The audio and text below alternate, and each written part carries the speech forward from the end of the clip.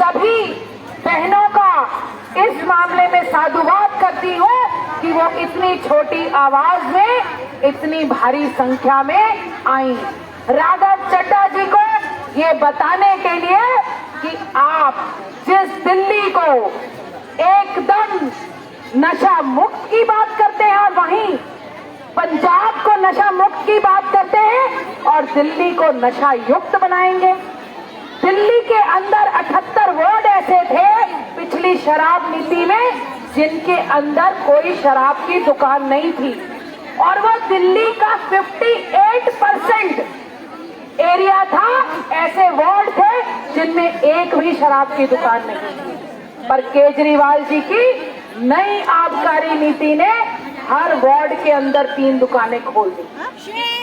मोहल्लों के अंदर और मार्केट के अंदर, मंदिरों के पास, गुरुद्वारे के पास, मस्जिद के पास, स्कूल के पास, कॉलेज के पास। आप बताइए, आप पानी का डिस्ट्रीब्यूशन राघव जी पूरी दिल्ली के अंदर इक्वल डिस्ट्रीब्यूशन पानी का नहीं कर पाए, पर आपकी आबकारी नीति ने पानी के जगह दारू का इक्वल डिस्ट्रीब्यूशन कर दिया। आपने महिलाओं को पिंक ठेके देने की बात कही और ये भी कहा कि हम युवाओं को पीना सिखाएंगे भी। आप लोगों को ये महिलाओं के लिए बड़ी दर्दनाक बात है कि दिल्ली का मुख्यमंत्री ये कहता है कि पिंक ठेका खोलना चाहिए। इसका मतलब क्या निकलता है कि क्या दिल्ली की बहन और बेटियां ज्यादा शराब पीती और उसमें भी वो 30% का डिस्काउंट देंगे अगर कोई महिला दारू खरीदने के लिए दुकान पर जाएगी।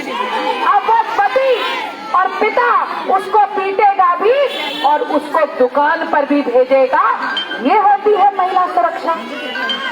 महिलाओं की सुरक्षा की बात करके आप दिल्ली पे राज करने बैठ गए। आने वाला वक्त आपको बताएगा कि आपको ये जो दिल्ली की 50% आबादी ने मतदान किया था, यही बहनें आपकी दिल्ली की सत्ता भी हिलाएंगी। हिलाएंगी कि नहीं हिलाएंगी?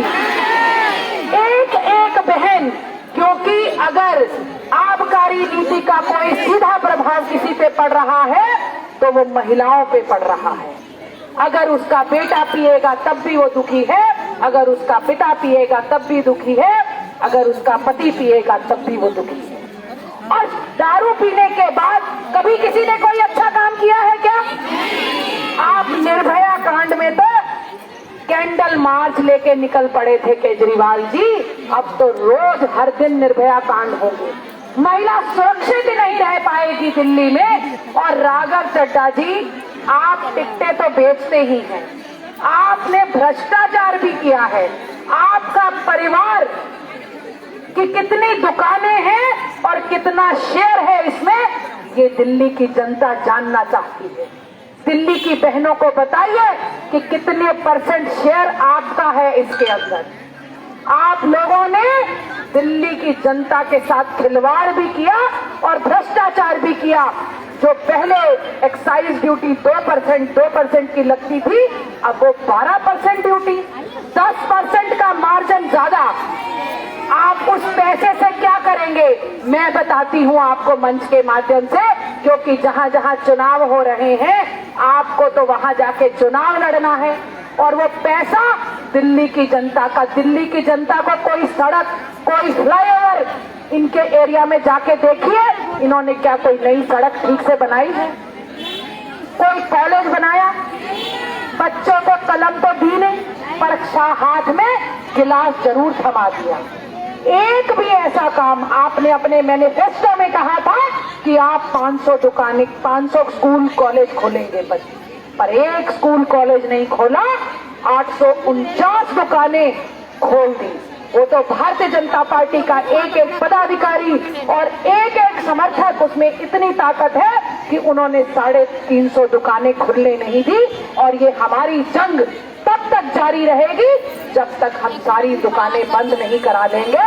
और भारतीय जनता पार्टी तब तक हमारे अध्यक्ष आदेश गुप्ता जी के नेतृत्व में आबकारी नीति का विरोध करती रहेगी जब तक ये आबकारी नीति आप वापस नहीं ले लेंगे।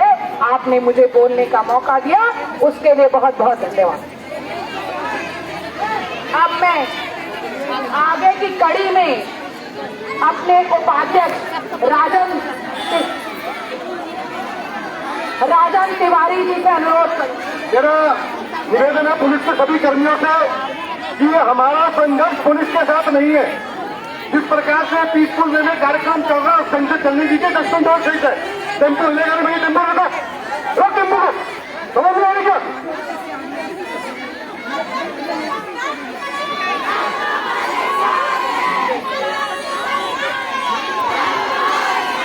धन्यवाद योगिता जी, मैं अधिक समय नहीं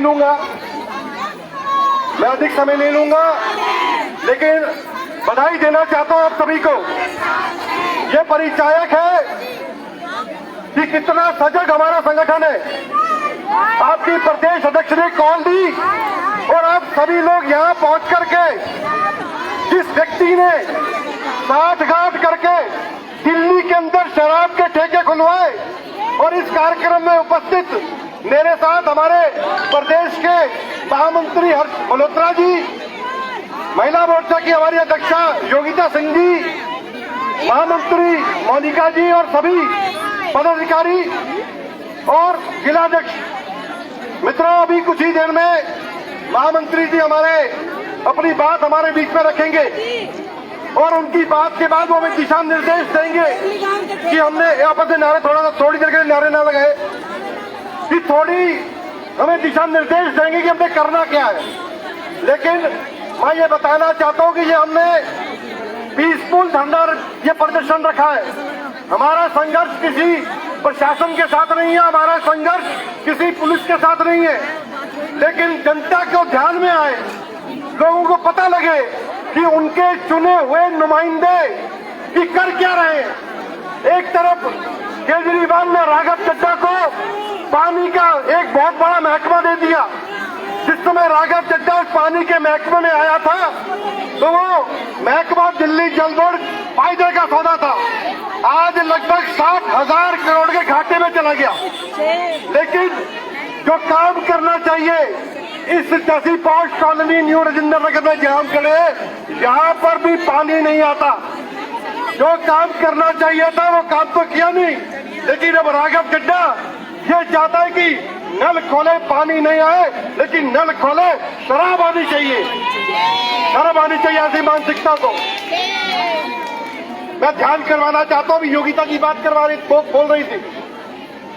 योगिता जी ने कहा कि अगर महिलाओं को 30% डिस्काउंट यदि वो देंगे, अगर उनके घर के जो भाई हैं, जो उनके पति हैं, जो उनके पतिदेव हैं या उनके पिता हैं, यदि उनके मन में लालच आ जाए कि भैया मेरे जो साथी मेरे जाकर के मेरे को 30% कम के ऊपर शराब की बोतल ला करके दो, तो कुछ जो हमारी सेवा बस्ती में जो झुग्गी झोपड़ी में हमारी महिलाएं रहती हैं, उन्होंने शिकायत की कि हमारी तो दुर्दशा पहले से ही ऐसी है।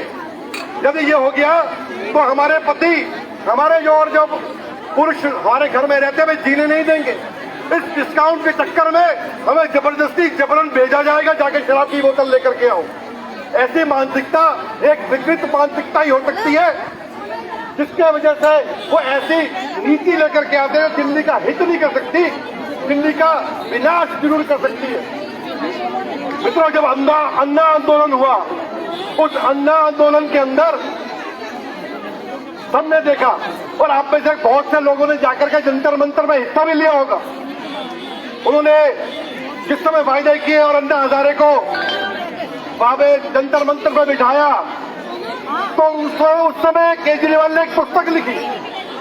वो जो पुस्तक लिखी थी स्वराज के नाम से, और उस पुस्तक के 124 नंबर पेज पे यह लिखा कि यदि आपके मोहल्ले के अंदर कोई शराब का ठेका खुलता है तो यह मान लीजिए वो शराब का ठेका वहां के नेता के कारण खुला होगा या वहां के प्रशासन के कारण खुला होगा।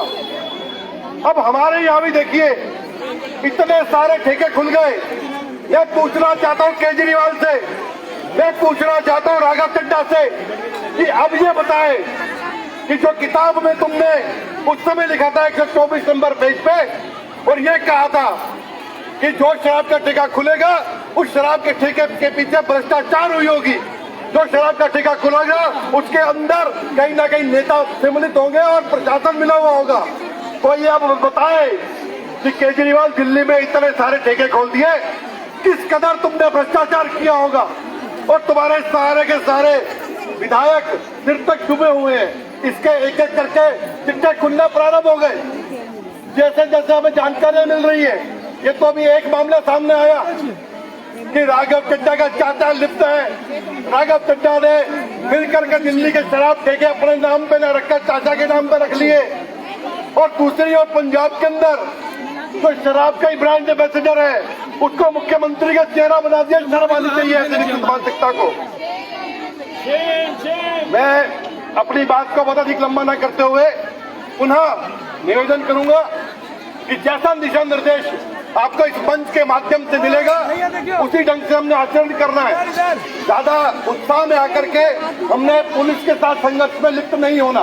केवल इससे सभी का आभार, सभी का धन्यवाद। अब मैं एक बहन का किसी को पर्स खो गया है, अगर किसी के पास मिल गया है तो मंच के पास दे दे। अब मैं इस आगे की कड़ी में अरे कोई बच्चा है, दक्ष बच्चा सुल्तानपुरी से बहन आई है, उसके बच्चे को देखिए भाई, मदर डेयरी के पास आ जाए वो। अब मैं आगे की कड़ी में अपने महामंत्री भाई हर्ष जी से अनुरोध करती हूं कि वो अपनी बात रखें। भारत माता की, भारत माता की, भारतीय जनता पार्टी, भारतीय जनता पार्टी।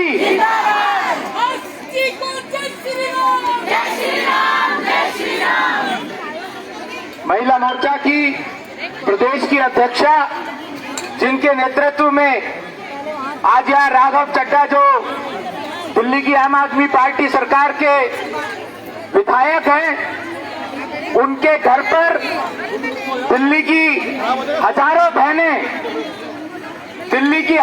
बहनें राघव चड्ढा जी से ये कहने आई हैं कि दिल्ली की जो बहनें हैं, माताएं हैं, मातृशक्ति है, उनकी जान के साथ खिलवाड़ मत करो। और उनके साथ आज यहाँ हजारों बहनें, हमारी महिला मोर्चा की महामंत्री मोनिका पंत जी, हमारे प्रदेश के उपाध्यक्ष भाई राजन तिवारी जी, करोलबाग जिला के अध्यक्ष राजेश गोयल जी,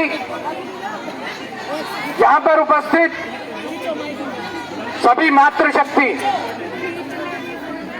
केजरीवाल वो व्यक्ति है जिसने जो जो कहा सब झूठ कहा।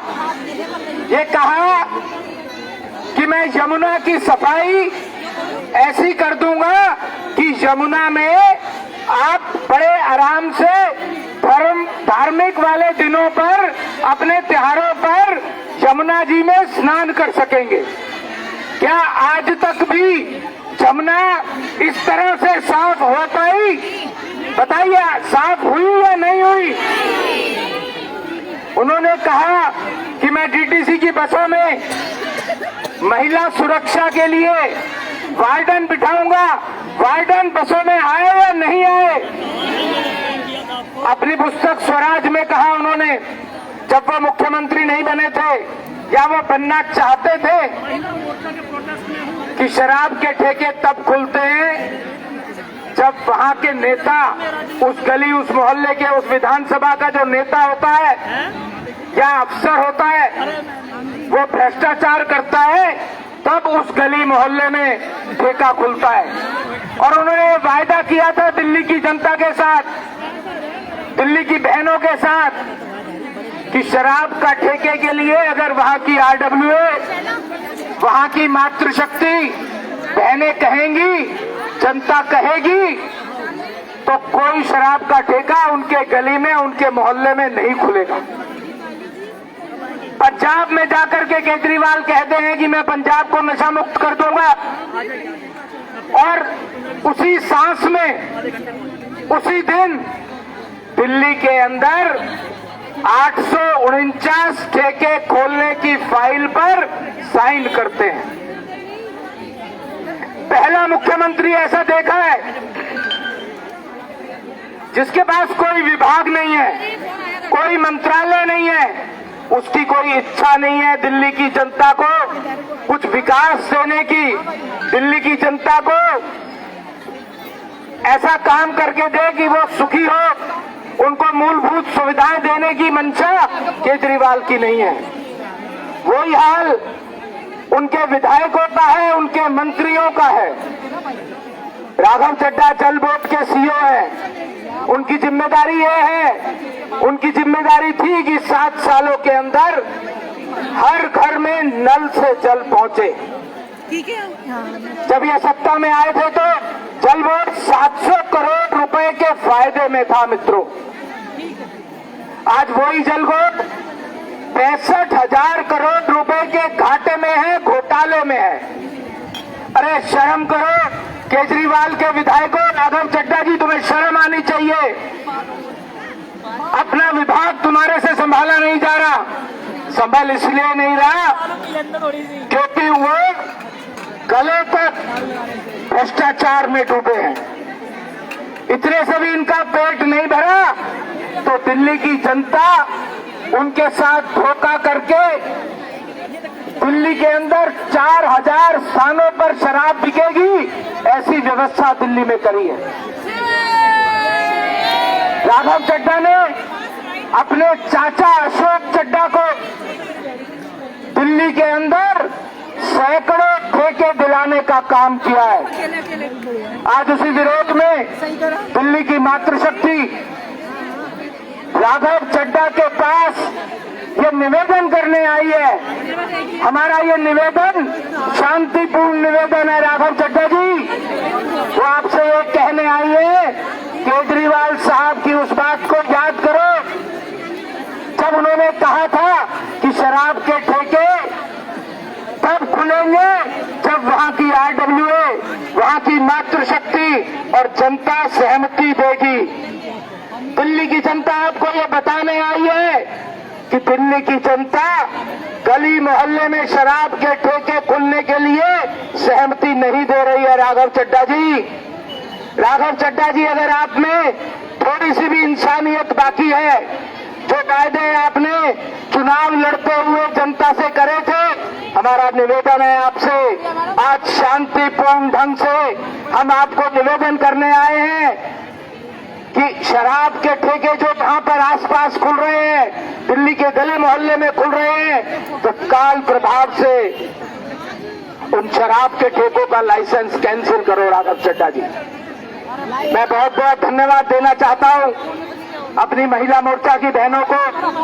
वो बहुत अच्छी संख्या में एक अच्छे काम के लिए शांतिपूर्ण ढंग से राघव चड्ढा जी के घर पर उनको ये कहने आई है कि दिल्ली के अंदर शराब के ठेके मत खोलो, माताओं बहनों की जान से खिलवाड़ मत करो, दिल्ली की युवा शक्ति को बर्बाद मत होने दो। और मैं आप सबसे फिर निवेदन कर रहा हूं कि हमारा ये पीसफुल जो प्रदर्शन है, शांतिपूर्ण ढंग का जो प्रदर्शन है, इसमें हम राघव चड्ढा जी के घर पर जाकर के केवल उनके घर में 4 लोग जाएंगे और उनको ये कह के आएंगे, हाथ जोड़ करके ये कह के आएंगे कि दिल्ली की जनता के साथ, दिल्ली की मातृशक्ति के साथ खिलवाड़ नहीं करो।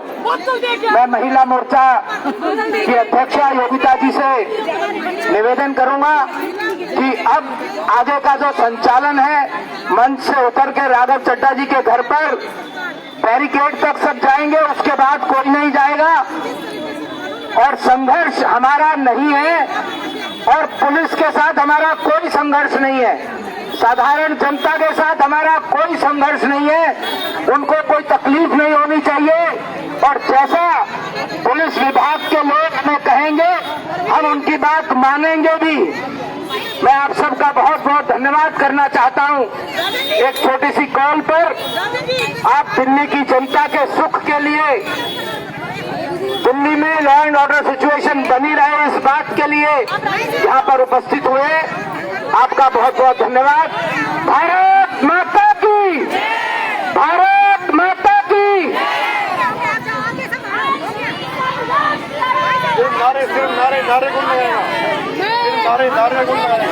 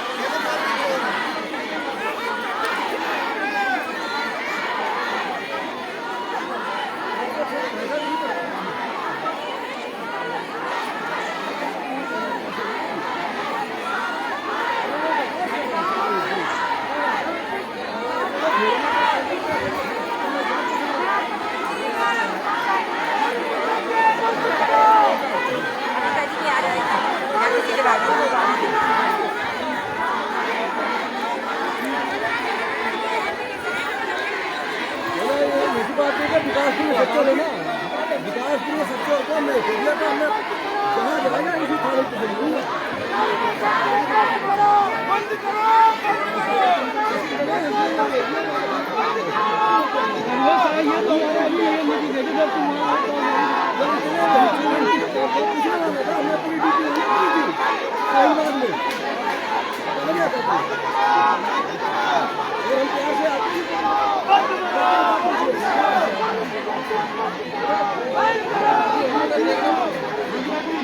योगिता जी, हमारा संगठन प्रशासन की तरफ से आप सभी अपने साथियों से निवेदन करोगे कहते हैं, इन्होंने यही कहा कि सकता हो 3-4 लोग यहाँ रुकेंगे, बाकी सभी को बंद